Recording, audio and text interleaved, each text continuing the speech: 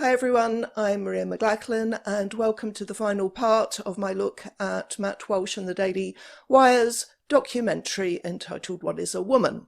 In this part I'm simply going to consider Matt's interviews with a few of the professionals he talked to, beginning with Dr. Marcy Bowers, gender confirmation surgeon in San Francisco and also president-elect of WPATH, the World Professional Association for Transgender Health.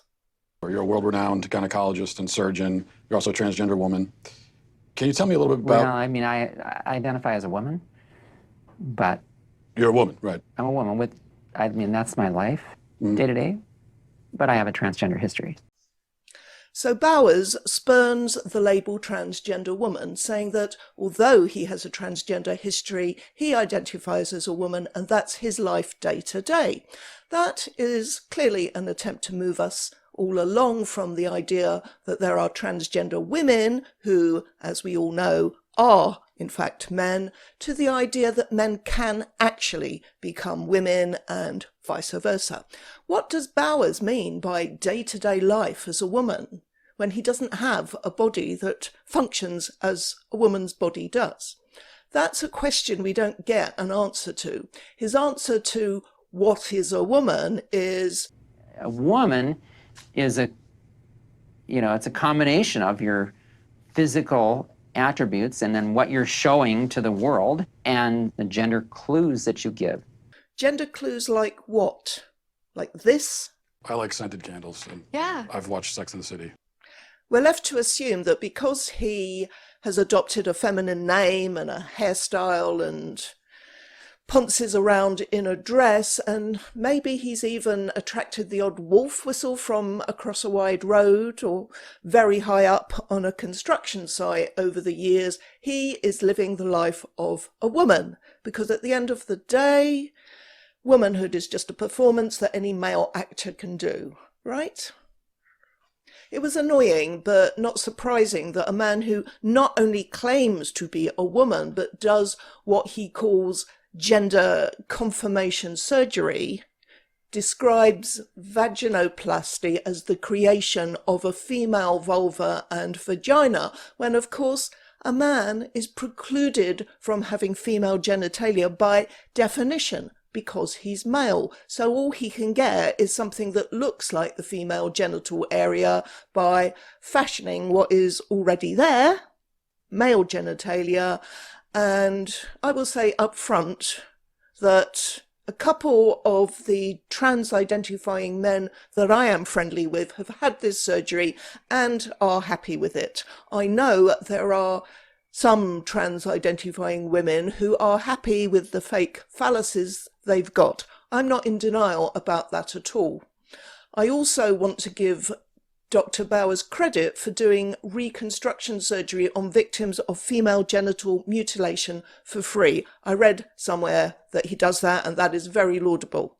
But as far as the interview with Matt Walsh is concerned, there are several things that Bowers said that I found unconscionable, and I mean over and above his response to the question, what is a woman?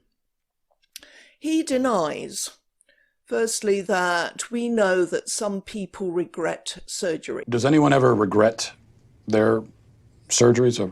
We know they do, but how often do people regret their surgeries? Well, actually, we don't know that they do. It is surely impossible to be a gender-affirming surgeon and not know that some people regret it, though we can see why it wouldn't be in his interest to admit it. Scott Nugent, who also appears in the film, has been very vocal about the catastrophic effect that it's had on her health and her life. This is from her website. I won't read it all out, but note the last line. She cannot sue the surgeon responsible because there is no widely accepted baseline for so-called transgender care. Maybe at this stage I can give a shout out to Richie Heron, also known as Tulip R. You can follow him under that name on Twitter. And he's a young man on this side of the pond who was in his mid-20s when he medically transitioned. He did a great interview with Benjamin Boyce. He has a Substack, and recently he did an absolutely heartbreaking thread on Twitter, which was picked up by the Mail, and now he is suing the NHS. Good luck to him. Lots more stories of regret in Walter Hayer's book, Trans Life Survivors, to work in an industry and not know that some people regret the surgery. Well, frankly, I just don't believe it. Secondly, Bowers also denies that there are many people who disagree with him and calls those of us who do dinosaurs. Well, the dinosaurs of the world are certainly out there.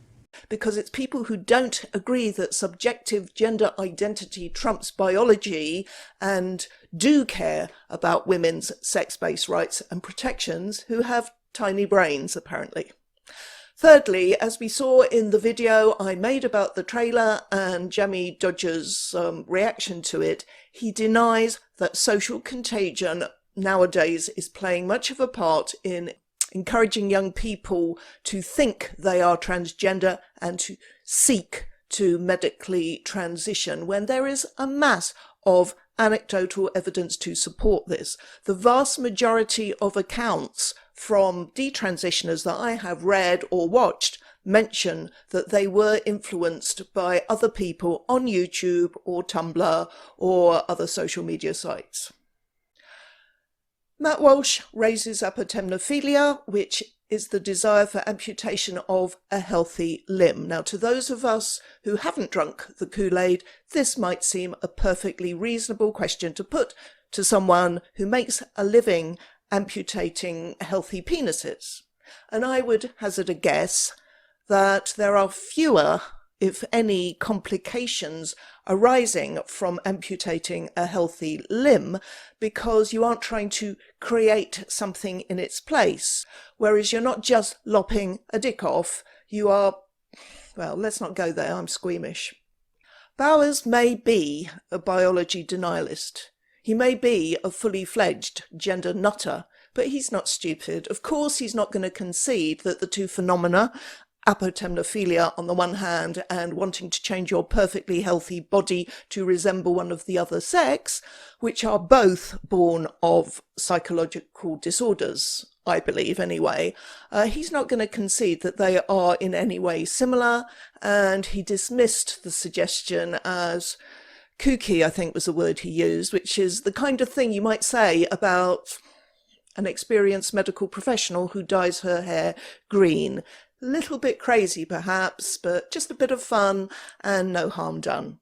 What was the point of including that bit in the film? Did Matt think he was making a point that would impress his Daily Wire subscribers? I don't know.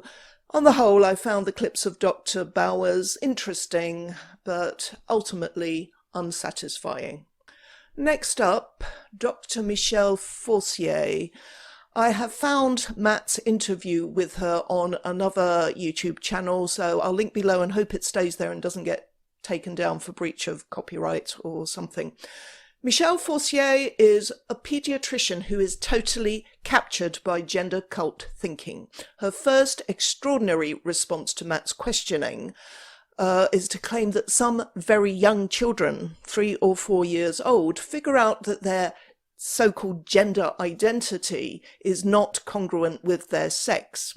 If we take gender to mean what the World Health Organization describes as the characteristics of women, men, girls and boys that are socially constructed, how the hell would a 3 or 4 year old know about them unless he was being raised in an environment in which they are being enforced? You have a little girl and you only give her dolls and tea sets. When she wants to play with the construction sets and Lego, you give her brother.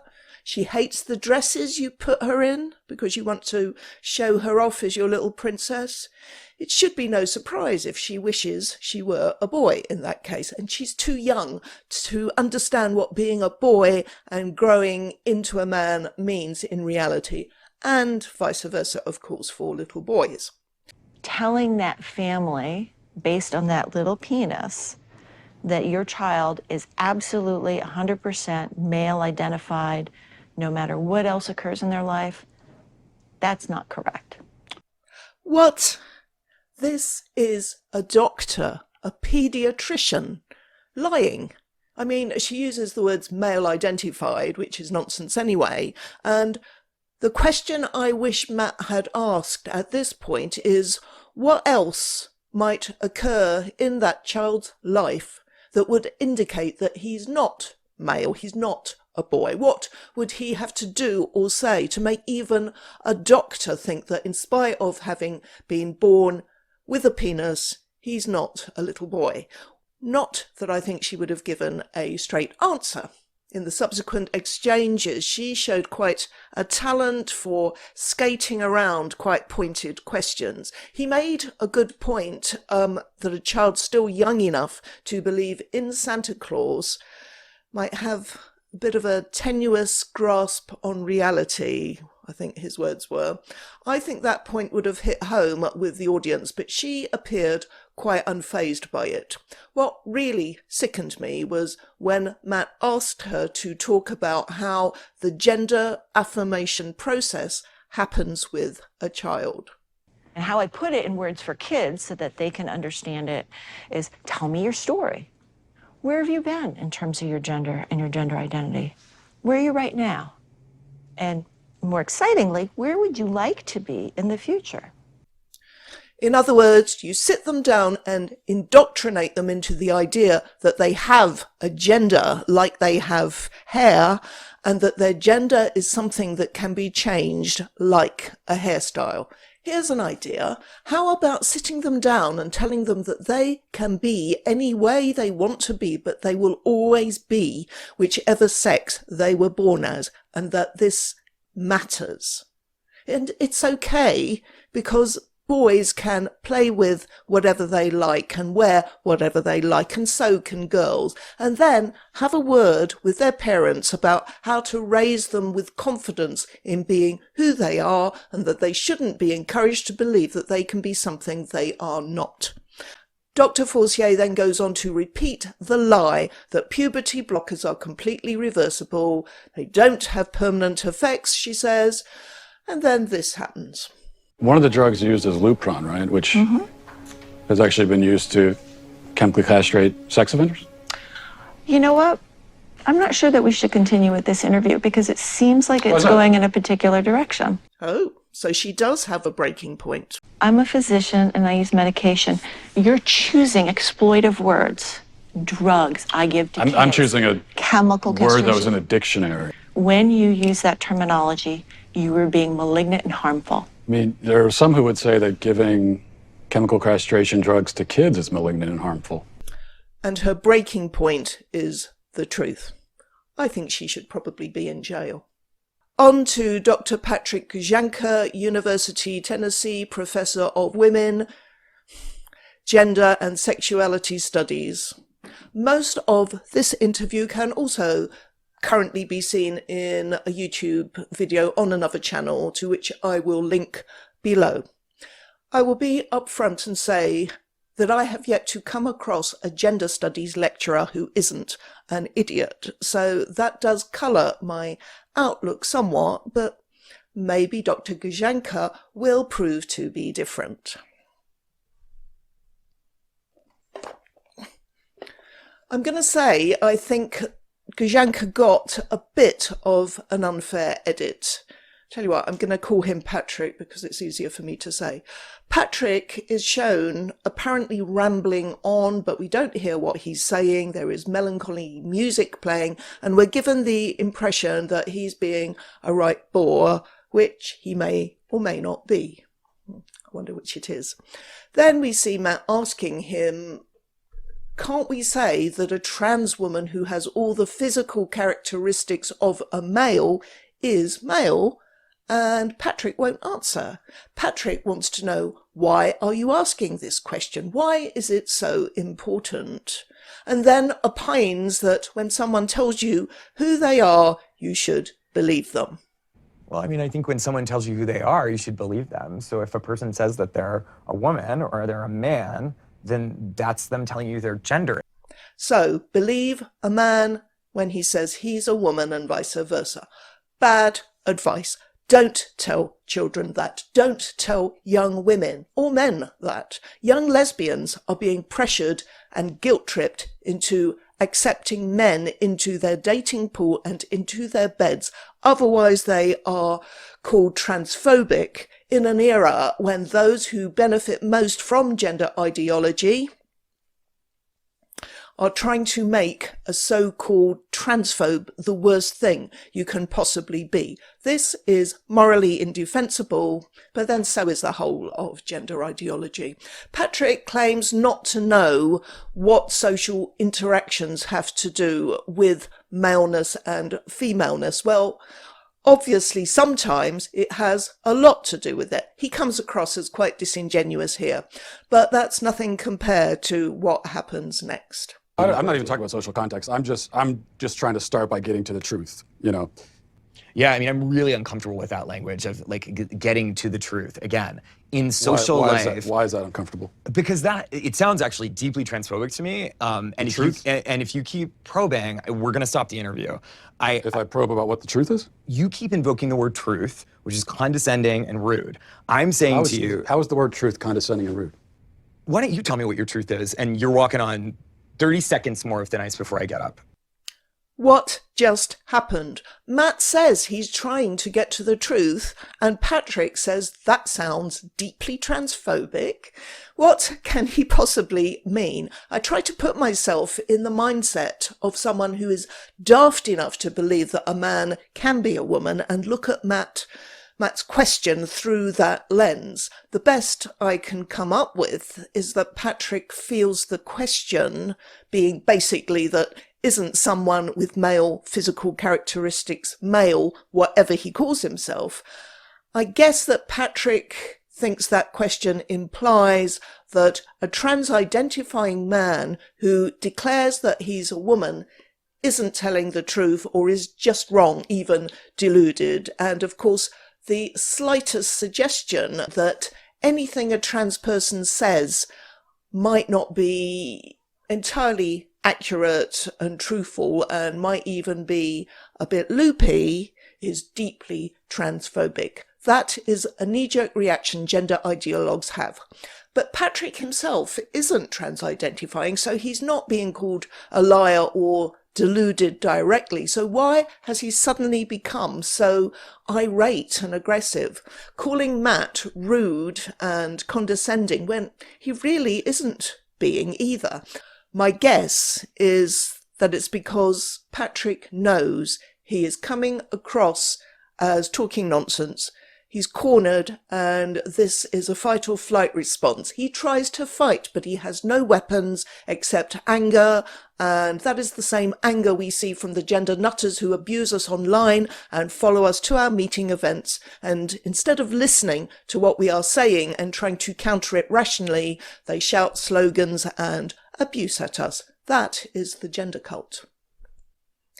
So the scene continues with Matt saying he doesn't have his own truth. He thinks there is just the truth, and he's trying to figure out what it is. That is one of my pet peeves, actually, when people say my truth is and your truth. We can't always know the truth. We have different perceptions, maybe different experiences, beliefs and opinions, but we don't have our own truths. That is a suggestion that should be challenged whenever it arises, in my opinion. And Patrick digs himself deeper and deeper, continuing to try to deflect and turn it back on Matt, asking why does it concern him? Why doesn't he want to believe people when they say who they are? This is my favourite bit. You just said the truth is transphobic. That you would say, that if you're saying the truth is that I get to say, you're not a man, show me your genitalia, that's transphobic. No, I don't want to see anybody's genitalia.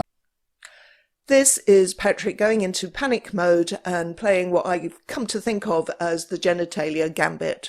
There's a subtext there that's like You really just want to see people's genitalia. The purpose is to try to wrong-foot him and put him on the defensive. We've seen it happen 100 times. It's one of their most common tactics. And of course, it was never going to work. In fact, Matt succeeds in wrong-footing Patrick with this. If I were to say that I'm a black man, would you accept that, or would you be skeptical? Are you black? Are you African American? Are you biracial? I don't think so. Okay, well, you don't look that, and I don't think it doesn't sound like that's a genuine statement of who you are. Perfect. Patrick has demonstrated the double standard that is at the core of gender ideology and shown why it is untenable. We are not expected to accept whatever anyone says about themselves. We are allowed to be skeptical unless it's their gender, by which they mean sex. I'm still getting idiots telling me to learn the difference between sex and gender, even though I've made a whole video on that subject. How do I get it to penetrate their thick skulls that saying that it is their gender, not their sex, doesn't matter if you're demanding all the rights and protections of the other sex? If you're a man with a cross-dressing fetish who just wants to perform a caricature of womanhood like a drag queen maybe, but who wouldn't dream of going into women's toilets and changing rooms, fine. But that isn't what's happening these days, so stop being disingenuous. Okay, I'm not going to say any more about Patrick, but if you haven't seen the interview, I urge you to watch it on the link below if it hasn't been removed. It is a wonderful indictment of the nonsense that is gender ideology. So thank you, Matt, and especially thank you, Dr. Patrick Grzanka. Finally, it was good to see a few voices of reason and science being interviewed, and Dr. Miriam Grossman was one of them. She is 100% on the right side of this conflict. But then we were shown a really weird bit where she shows Matt Walsh a book called It's Perfectly Normal, aimed at ages 10 and up, and she shows a picture of a straight couple apparently having sex in the missionary position, and she says, It's unspeakable what these people have done to our children. What? Taught them the facts of life? I found that clip so bizarre and incongruous because it didn't seem to have anything at all to do with transgenderism that I managed to get hold of a second-hand copy of the same book from Oxfam, the charity. And having looked through it, I would recommend it. I wish I had it when my children hit puberty. Obviously, this is not a book that a child is likely to want to spend their pocket money on. I mean, it's not pornography or anything. It's for parents to decide when would be the right time for their child to get that information. But at 10 years old, many girls will have started menstruating. Some 10-year-olds can get pregnant, and I know for a fact and from personal experience that you don't protect children by keeping them ignorant. I would call that a danger of being too conservative.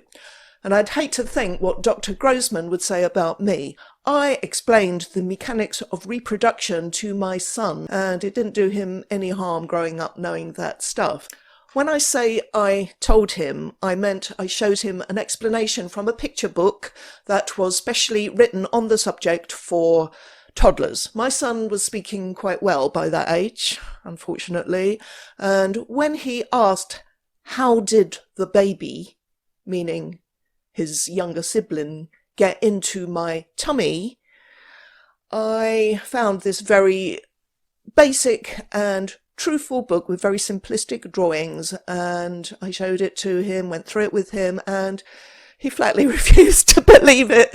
I remember him saying, are you teasing me? He thought I was having him on. He thought it was a joke book. And that is how I felt about some of the people Matt Walsh interviewed for his film, but unfortunately they weren't joking. I think on the whole, Matt did a brilliant job exposing these people for being dangerous liars. The ordinary men and women he interviewed on the street were bad enough and should be thoroughly embarrassed at their inability to answer a perfectly simple and straight question: what is a woman? The reason they can't answer it isn't because they're ignorant, but because they've been captured and confused by the widespread dissemination of gender ideology. But the professionals are the ones pushing this stuff, and they've got a hell of a lot to answer for. That's all. Thanks for watching. Bye.